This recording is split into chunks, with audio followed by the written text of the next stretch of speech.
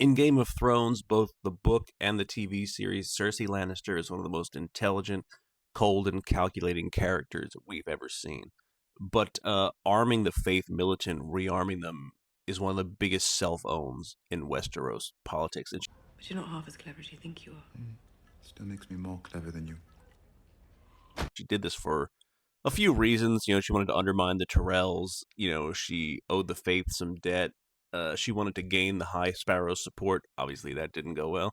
And she wanted to use religious power against her rivals. And look, the dumbest thing you could ever possibly do is empower religious holy people with weapons. That never goes well. It doesn't matter what you believe, what denomination, what sect, what religion you believe in. It's always a mistake to give religious people weapons. See the Crusades, see like anything that's happened in the last 300 years. The Christians butchered every Muslim within the walls when they took this city. I am not those men.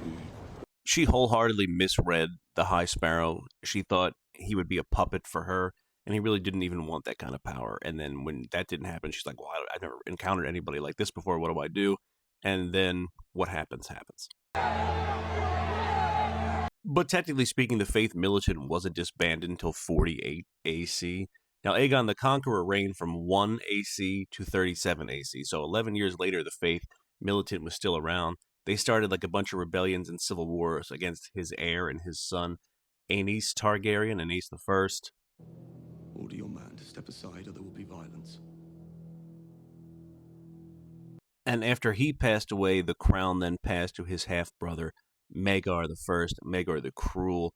And then he had a brutal, bloody civil war with the Faith Militant that went on for about 5 or 6 years until Maegor met his end under suspicious circumstances, you could say.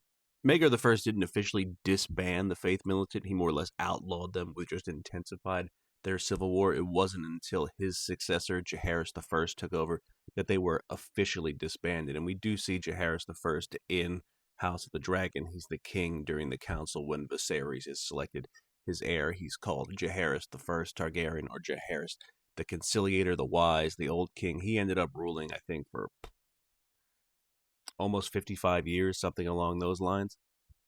King Jaehaerys reigned over nearly 60 years of peace and prosperity. Jaehaerys was the grandson of Aegon the Conqueror, and he rode the dragon Vermithor, who we see in House of the Dragon. That's the one that Rhaenyra is trying to basically get to serve and take on the other Targaryen riders who aren't officially legitimate blood, but they do have Targaryen blood in them.